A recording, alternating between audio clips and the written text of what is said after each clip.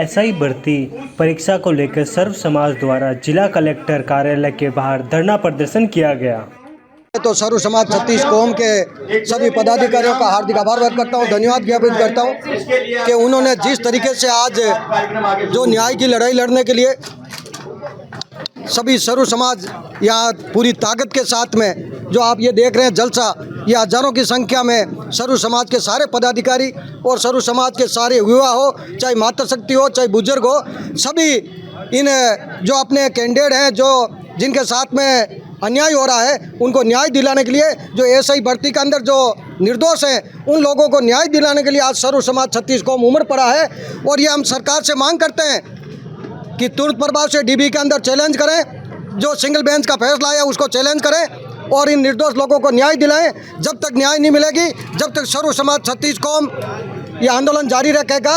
और मैं आपके माध्यम से एसओजी से भी पूछना चाहता हूं कि आप लोग पूरी निष्पक्ष जांच करें, जो दोषी है उनको सज़ा दें, कठोर से कठोर सज़ा दें, परंतु निर्दोष को एक को भी नहीं फंसाया जाए।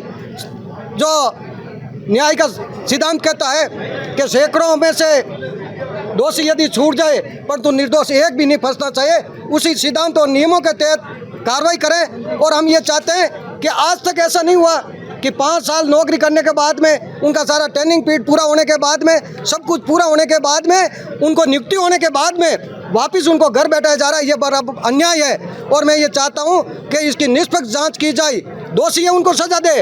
और जिस प्रकार से जिन्होंने अपनी मेहनत, लगन और अपनी योग्यता से जो बच्चे कामयाब हुए, उनके माँ और पिता ने खून पसीने की कमाई लगा के उनको कोचिंग कराया, उनको पढ़ाया, कई लोगों ने उन्होंने गहना तक अपने गिरवी रख के बच्चों को पढ़ाया। तो मेरा यही निवेदन है कि हम न्याय दिलाने के लिए आज सर्व समाज छत्तीस कौम ये उमड़ पड़ा है, ये सब इन निर्दोष लोगों को न्याय दिलाने के लिए आया। मैं आप मीडिया के माध्यम से सरकार से मांग करता हूं कि तुरंत प्रभाव से इनके साथ में न्याय की जाए। आगे की प्लानिंग ये है, सर्व समाज की तरफ से जो धरना दिया जा रहा है, हमारा एक ही मानना है, न्यायालय का हम सम्मान करते हैं, परंतु जो निर्दोष लोग हैं उनके साथ में न्याय मिले, ये हमारा सबसे बड़ा सभी का मुद्दा है। और अभी हम आगे के लिए भी सब लोग बैठ के तय करेंगे क्या करना है। माननीय न्यायालय से भी निवेदन करते हैं, आप लोगों के माध्यम से निवेदन करते हैं कि जो भी अभ्यर्थी हैं, उनके परिजन हैं, उनके जो भी शुभचिंतक हैं, उनको सबको न्याय मिलना चाहिए। हम सरकार के भी निवेदन करते हैं।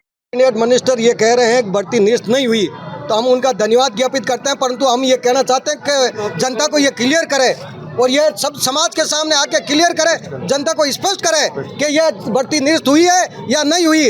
और उसके साथ में हम ये भी मांग करते हैं कि सरकार तुरंत प्रभाव से डबल बेंच के अंदर चुनौती दे इस सिंगल बेंच के फैसले को। अच्छा, अब आगे की क्या प्लानिंग रहेगी? जैसे धरने के बाद, अब धरने के बाद में अभी हम ये विशाल जो आप देख रहे हैं, ये जन सैलाब उमड़ पड़ा है जोधपुर के अंदर नहीं, ये मारवाड़ के पूरे मारवाड़ से ये लोग बाग आ रहे हैं। इनकी सबकी एक ही पीड़ा है कि जो निर्दोष लोगों के साथ में अन्याय हो रहा है वो अन्याय नहीं किया जाए। और जो आगे हम बैठ के सबके सर्व समाज के साथ में बैठ के आगे की हम रणनीति तय करेंगे। एसआई में चयन हुई है। आज 2 साल हो गए मेरी बेटी को ड्यूटी करते हुए। मेरी बेटी की ड्यूटी लगने के बाद हम संतुष्ट हो गए थे, बहुत अच्छे से हमारी जीवन की प्रक्रिया चल रही थी। एकदम से सरकार का निर्णय आया, ये निर्णय दिया और हमारी प्रक्रिया वहीं ठीक हो गई। हालत खराब हो गई हम लोगों की। बेटी की नौकरी लगी, हमने सोचा मेरी छोटी बेटी है, उसका सिलेक्शन नीट में हुआ है, हम उसको भी पढ़ाएंगे, उसको डॉक्टर बनाएंगे। चलो मेरी ये बेटी की हो गई, उसके साथ हमारी ये बेटी भी सक्सेस होगी। बेटा मेरा एग्जाम दे रहा, हम हस्बैंड वाइफ दोनों मेहनत मजदूरी करते। मेरे आदमी कलर का काम करते, मैं खेतों में काम करती हूँ, किसानी करती हूँ। इस टाइम हम धरने पे यहाँ बैठे, कभी वहाँ बैठे, मेरी फसल खराब हो रही है और सरकार ने 1 मिनट से बोल दिया कि आप पेपर वापस दे दो, आप होनहार बच्चे हो। मेरी बेटी टॉपर है, टॉपर बच्चे के साथ अगर ये हो तो आम इंसान, आम बच्चा कैसे जिंदगी जिएगा इस सरकार के साथ? बताइए। सब सरकार के घोटाले, सब सरकार अपनी अपनी मनमानियां कर रही है। हम लोग कहाँ जाए? हम तो उनके सामने कीड़े मकोड़े यार, हमारी तो कोई वैल्यू ही नहीं है। जैसे कि क्या करें हम लोग? हम सरकार से ये चाहते हैं सरकार हमारे साथ 2 पेज में जाए, हमें न्याय दिलाए। और मेरा बच्चा अगर गलत है, आप सरकार निकालिए उस चीज़ से। मेरा बच्चा गलत है तो उसे यहाँ फांसी पे लटकाइए, और अगर सरकार ने सही निर्णय नहीं दिया तो हम लोग माएँ यहाँ सब जितनी माएँ सब यहाँ फांसी पे लटकेंगी, यहाँ और धरना करेंगे। आप सरकार सही नहीं कर रहे हमारे साथ।